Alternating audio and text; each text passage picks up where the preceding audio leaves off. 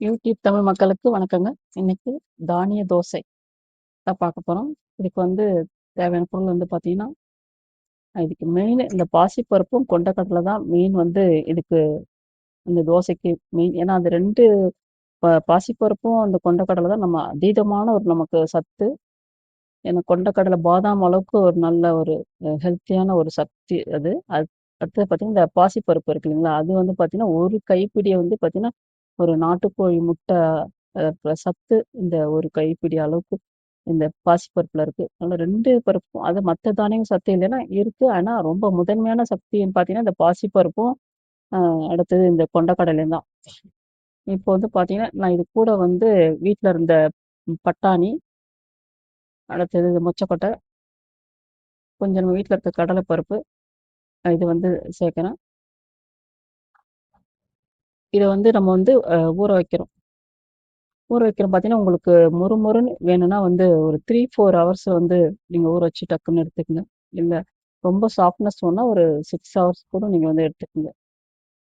எவ்வளோ சீக்கிரம் நம்ம வந்து மிதமான அந்த ஊறல் போட்டிருந்தீங்கன்னா, நீங்க வந்து அதாவது மொறுமொறுன்னு அந்த தோசை வந்து நமக்கு நல்லாயிருக்கும். அதாவது நம்ம மாலை வேளையில சரி, இரவு டிஃபனுக்கும் சரி, இது ரொம்ப சூப்பரா ஒரு சத்தான ஒரு நல்ல ஒரு தோசையா இருக்கும். அதாவது நவதானிய தோசை மாரி. இது வெறும் நம்ம வீட்ல இருக்கிற மெயின் கொண்டைக்கடலை, பாசிப்பருப்பு. வீட்ல மீதி என்னென்ன நமக்கு இருக்கோ அத வச்சு நம்ம பண்ணிக்கலாம். இது வந்து பார்த்தீங்கன்னா 2 ஆழாக்கு அரிசி, 1 ஆழாக்கு வந்து நான் தானியம் எடுத்திருக்கேன். நீங்க வந்து பார்த்தீங்கன்னா, உங்களுக்கு சமமாவும் போட்டுக்கலாம். இல்ல 2 ஆழாக்கு அரிசி, அதுல 1 ஆழாக்கு தானியம் கலந்து அப்படி கூட நீ போட்டுக்கலாம். இப்ப எனக்கு வந்து பார்த்தீங்கன்னா, நான் சமமா தான் எடுக்கிறேன். அதாவது 2 ஆழாக்கு அரிசி, 2 ஆழாக்கு தானியம். இந்த அளவுக்கு நான் போட்டுக்கிறேன். இத வந்து நம்ம வந்து நல்லா கழுவிட்டு ஏன்னா இது வந்து இந்த மொச்சக்கொட்டையும் சரி, இல்ல கொண்டைக்கடலையும் சரி, இல்ல பாசிப்பருப்பும் சரி, பட்டாணி இது எல்லாம் இந்த தானியங்கள் ஃபுல்லாவே சீக்கிரமா வந்து பூச்சி புடிச்சிரும். ரொம்ப அதிகமாவும் வாங்கி நம்ம ஸ்டோர் பண்ண முடியாது. ஆனா கடைக்காரங்கிட்ட வந்து இருக்கும்போது நல்லாருக்கு. நம்மகிட்ட அதிகமா வாங்கி வச்சோம்னா, அ அது பூச்சி புடிச்சிடுது. அத நீங்க கழுவி, அத தேவையானப்போ கொஞ்சம் கொஞ்சமா நீங்க வாங்கி இந்த மாரி கலந்து வச்சு, நீங்க வந்து ஒரு சுண்டலாவும் நம்ம செஞ்சு சாப்பிடலாம். அடுத்தது இந்த மாரி தானிய தோசையாவும் நம்ம வந்து சாப்பிடும்போது ரொம்ப ஹெல்த்தியா சூப்பரா இருக்கும். உங்களுக்கு எனர்ஜிக்கு உங்களுக்கே நல்லா தெரியும். அதேமாரி இப்ப இந்த சம அளவுக்கு நான் எடுத்திருக்கேன். இத எடுத்து நம்ம வந்து அந்த டைமிங் சொல்றேன் இல்லைங்களா? 4 ஹவர்ஸ் இல்ல 3 ஹவர்ஸ் நீங்க வந்து சீக்கிரமா எடுத்து நீங்க அரைச்சு எடுத்து நீங்க வச்சு தோசை செஞ்சீங்கன்னா, சூப்பரா வந்து மொறுமொறுன்னு இருக்கும். கொஞ்சம் சாஃப்ட்டா வேணும்னா, கொஞ்சம் ஒரு 6 ஹவர்ஸ்க்கு நீங்க வந்து 6, 7 ஹவர்ஸ்க்கு வந்து நீங்க ஊற வச்சுக்கலாம். இதுதாங்க ஊற வச்சது. இது பார்த்தீங்கன்னா, கொஞ்சம் அதான் ஒரு பிடி அளவுக்கு நான் வந்து நம்ம வீட்ல இருக்கிற கடலை பருப்பும் சேர்த்துருக்கேன். அதான் கொஞ்சம் நல்லா ஊறிடுச்சு ஓரளவுக்கு. கொண்ட கொடையும் நல்லா கொஞ்சம் ஊறி தான் இருக்கு. ஓ! இந்த மெத்தடுக்கு ஏன்னா மொறு நமக்கு வேணும்னா, ரொம்ப அதிக நேரம் ஊற வைக்கக்கூடாது. அதுதான் அதாவது இது மாவு வந்து நம்ம அரைச்சு எடுக்கும்போது பார்த்தீங்கன்னா, ரொம்ப வந்து நைஸா இல்லாம கொஞ்சம் கொர கொரப்பா இருந்தா கொஞ்சம் நல்லாயிருக்கும். ஏன்னா, இந்த தானிய தோசை எல்லாமே வந்து கொர கொரப்பா தான் நல்லாயிருக்கும். நைஸா இருந்துச்சுன்னா ஒரு முழுக்கு மாரி இருக்கும். அதால வந்து கொஞ்சம் கொர கொரன்னு எடுத்துக்கும். அவ்வளோதாங்க. இதுக்கு வந்து நமக்கு வந்து தேவையான வந்து பொருள் வந்து பார்த்தீங்கன்னா, மெயினா வந்து காஞ்ச மிளகாய், சோம்பு, அடுத்தது பூண்டு. இது கூட நம்ம வந்து சேர்த்து அரைக்க போறோம். தேவையான அளவுக்கு நீங்க உப்பு சேர்த்து நீங்க அரைச்சுக்கலாம். இல்ல அரைச்சதுக்கு அப்புறம் கூட நீங்க வந்து உப்பு சேர்த்துக்கலாம். இப்ப வந்து மிக்ஸி ஜார்ல வந்து போட்டுறேன். அ இத வந்து பார்த்தீங்கன்னா, கொஞ்சம் பாதி அளவுக்கு அரைச்சிருங்க. இதுக்கு தான் தேவையான அளவுக்கு அந்த சோம்பு. சோம்பு வந்து ஒரு 3 ஸ்பூனுக்கு வச்சிருக்கேன். பூண்டு வந்து ஒரு பெரிய பூண்டு. காஞ்ச மிளகாய் வந்து ஒரு 4 காஞ்ச மிளகாய். காரம் உங்களுக்கு எப்படி தேவையோ அந்த அளவுக்கு ஒரு 4 காஞ்ச மிளகாய். ஏன்னா, இத நம்ம வெறுமனேவும் சாப்பிடலாம். 2 வெங்காயம், பெரிய வெங்காயம். இது பொடியா நறுக்கி எடுத்து வச்சுக்கங்க. கருவேப்பில, கொத்தமல்லியோட. இதேதாங்க இந்த பொருள் வந்து இந்த வெங்காயம் வந்து நம்ம ஆட் பண்ணாலும் பண்ணிக்கலாம். இல்ல பண்ணாட்டாலும் நல்லா தான் இருக்கும்.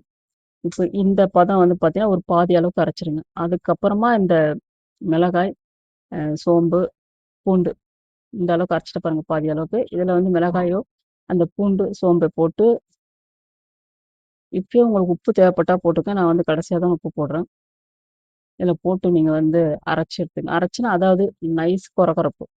ரொம்ப கொரகொரப்புல, நைஸ் கொரகொரப்பு. அந்த அளவுக்கு நீங்க போட்டு அரைச்சு எடுத்துக்கிட்டு, நீங்க வந்து தோசைக்கு ரெடி பண்ணிக்கலாம். அது வெங்காயம் நம்ம அரிஞ்சு வச்ச வெங்காயம், கருவேப்பில, கொத்தமல்லி, உப்பு தேவையான அளவுக்கு நான் போட்டுடுறேன். அரிஞ்சு வச்ச இந்த வெங்காயம், கருவேப்பில, கொத்தமல்லி வந்து சேர்த்து நல்லா மிக்ஸ் பண்ணி, இப்போ வந்து நம்ம தோசை வந்து செய்யறதுக்கு ரெடியாயிடலாம். ஏன்னா வந்து இந்த வெங்காயம் நெறைய பேர் வந்து பார்த்தீங்கன்னா, வதக்கி போடுவாங்க. அதாவது நமக்கு வந்து தவள தோசைன்னு இன்னொரு மெத்தட் இருக்கு. வெறும் கடலை பருப்பும், அரிசி மட்டும் சேர்க்கறது. அதுக்குள்ள துவரம் பருப்பும் சேர்ப்பாங்க. அந்த மாரி ஒரு தோசைன்னு இருக்கு. அதுல வந்து பார்த்தீங்கன்னா, அந்த வெங்காயத்த வதக்கி போடுறதால வந்து நமக்கு ஒரு நல்ல எனர்ஜி இருக்காது. ஏன்னா எப்படியும் தோசையில வேக தான் போகுது வெங்காயம். அது எண்ணெயில. அப்போ வந்து நம்ம வதக்காமலே போட்டா தான் அந்த ஃப்ளேவர் நல்ல ஒரு சூப்பரா இருக்கும். அவ்வளோதாங்க. இது நம்ம வந்து தோசை இந்த மாரி செஞ்சு நம்ம வந்து சாப்பிட்டு பாருங்க. இதுக்கு தொட்டுக்க வந்து மெயினா வந்து பார்த்தீங்கன்னா, எனக்கு தோசை வந்து ரவுண்டா வராது. தொட்டுக்க வந்து பார்த்தீங்கன்னா, இதுக்கு வந்து தேங்காய் சட்னி கொஞ்சம் நல்லாருக்கும். அதான் வந்து ஃப்ளேவரா சூப்பரா இருக்கும். இல்ல சட்னி இல்லனாலும் சரி, ஏன்னா நமக்கு காரத்துக்கும் சரி, நமக்கு வெங்காயமும் எல்லாமே போறது. நம்ம வெறுமனே கூட மொறு மொறுன்னு சுட்டு நம்ம வந்து சாப்பிடலாம். இந்த தோசைய பொறுத்தவரையிலும். செம்மையா நல்லா சூப்பரா இருக்கும் இந்த தோசை. நல்லாருக்கும். ஆனா நான் வந்து அதாவது ஊறுற பதம் தான் நமக்கு தோசையோட மொறுமொறுப்புக்கும், சாஃப்ட்டுக்கும் ஒரு விஷயம். அத மட்டும் நீங்க ஃபாலோ பண்ணிக்கிட்டா போதும். இந்த மாரி நீங்க சிவந்து எடுத்து பாருங்க. சூப்பரா ஒரு தானிய தோசை உங்களுக்கு ரெடி ஆயிடும்.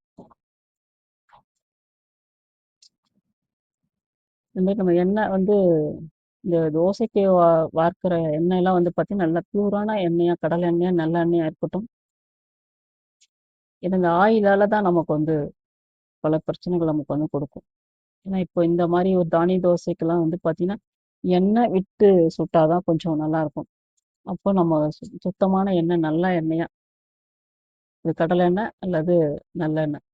இது 2ம் சுத்தமானதா நீங்க வந்து தோசை வார்த்து பாருங்க. செம சூப்பரா டேஸ்ட்டும் அல்லும். இந்தாங்க தோசை வார்த்தாச்சு. இந்த அளவுக்கு சிவந்திருக்கு பார்த்தீங்களா? இது கூட நீங்க தேங்காய் சட்னி, இல்ல வெறுமனே இது ஆப்ஷன். இது சூப்பரா இருக்கும். நல்லாயிருக்கு. நீங்களும் ட்ரை பண்ணி பாருங்க. ஏன்னா வந்து அ பெண்கள்லாம் வந்து மாலை வேளையில வந்து எதனா ஒண்ணு சாப்பிட்டா தான் அந்த ஒரு சக்தி நமக்கு கிடைக்கும். காலையிலேருந்து மாலை வரையில வேலை செய்றவங்க. ஒரு 5 மணி வாக்குல வந்து பார்த்தீங்கன்னா, ஒரு 1 தோசை இல்ல 2 தோசை மெலிசா சுட்டு சாப்பிட்டாலே கொஞ்சம் சக்தி கிடைக்கும் நமக்கு. ஸ்நாக்ஸ்லாம் சாப்பிடுறத விட இந்த மாரி சுட்டு சாப்பிட்டோம்னா, நமக்கு வந்து ஒரு ஹெல்த்தியா இருக்கும். இல்ல இரவு வேளையில நம்ம வந்து இத செஞ்சு சாப்பிட்டோம்னா, சூப்பரா இருக்கும். என்ன மக்களே இது வீடியோ பிடிச்சிருந்தா லைக் பண்ணுங்க, சப்ஸ்கிரைப் பண்ணுங்க. அடுத்த ஒரு வீடியோல பார்ப்போம். சூப்பரான ஒரு தானிய தோசை செஞ்சு பாருங்க.